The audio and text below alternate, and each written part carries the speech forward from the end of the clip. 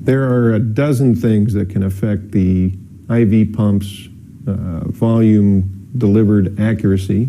I'm going to talk about a few right now just to make sure you're aware of them. Most biomeds are aware of them, but you may encounter somebody that's trying to get accurate results out of their IV pump and they're not aware of some of these issues. For example, manufacturers always specify what the height of the IV bag should be. This is an IV bag, similar to an IV bag anyway. What the height of the IV bag should be relative to the pump mechanism. So in the case of the Sigma Spectrum pump, the pump mechanism is basically in the center of that device.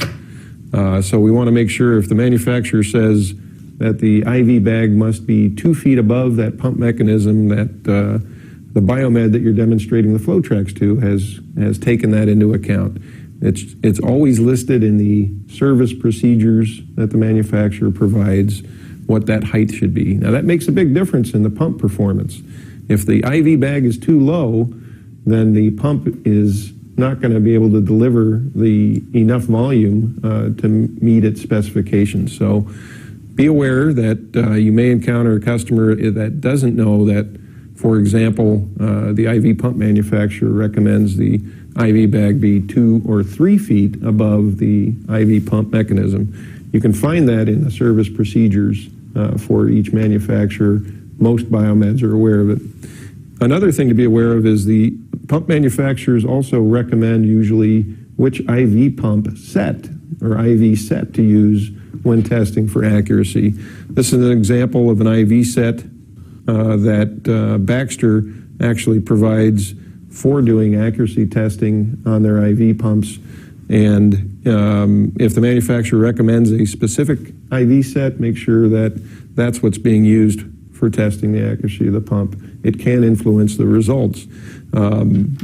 Here's an example of an IV pump set that has a check valve in the IV set itself. This is a check valve.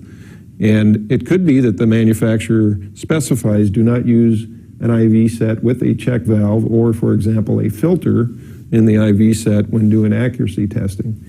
Those are a few of the issues that you may encounter when a customer is trying to get accurate results out of their IV pump. Most biomeds, like I say, are aware of it, but I wanted to make sure you were aware of some of those nuances as well. The last thing to be conscious of is typically IV pump manufacturers recommend that if you're doing accuracy testing to use a brand new IV set. So over time, these IV sets, depending on the pump mechanism, can get very worn, and that will affect the results of the infusion pump's ability to deliver an accurate volume. So you may find a customer that's reusing the same IV set for weeks on weeks at a time, and he may be getting lower results out of his infusion pump, which would be true on the FlowTrax or any other test device they may be using.